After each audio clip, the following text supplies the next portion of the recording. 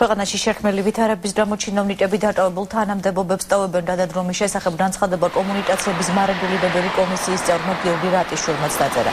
დეპარტამენტის უფროსის განცხადება გუშინვე დააკმაყოფილა კომისიის თავმჯდომარემ, როგორც რატიშვილი ამბობს, ის კომისიის დანარჩენი წევრების შეხედულებების შესახებ ინფორმაციას არ ფლობს და მათ ნაცვლად ვერ ისაუბრებს.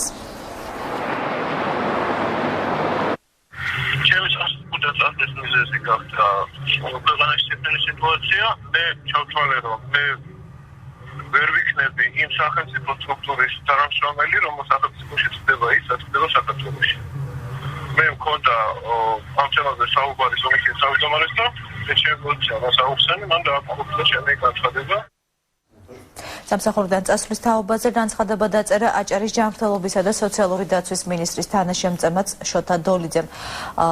აღნიშნულ სამინისტროში სხვადასხვა თანამდებობაზე 8 წლის განმავლობაში მუშაობდა, თანამდებობა დატოვა და ქართულ ოცნებას შეუერთდა აჭარის ფინანსთა და ეკონომიკის სამინისტროს თანამშრომელი გიორგი სირაბიძეც.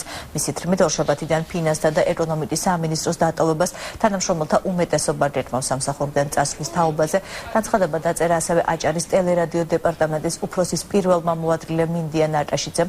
ქართულ ოცნებას შეუერთდა ნაციონალური მოძრაობის ვერის ორგანიზაციის თავმჯდომარის ყოფილი მოადრილე და ძველი თბილისის რაიონის მთავარი სპეციალისტი დავით კალანდაძეც.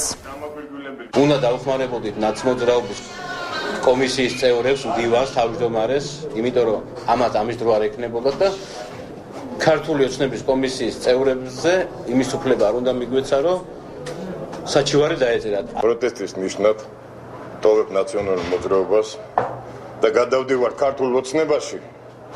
ეს პროტესტის ნიშნად რომ ყველამ დაინახოთ. ეს შემიძლია გადავდივარ ქართულ ოცნებაში. მე არ მქონდა უფლება რომ ეს გადაწყვეტილება არ მიმეღო. ასევე იქ არიან კაცები, ჩემნაირი კაცები, რომლებიც ვიცი და დარწმუნებული ვარ, რომ ამ გადაწყვეტილებას მიიღებენ.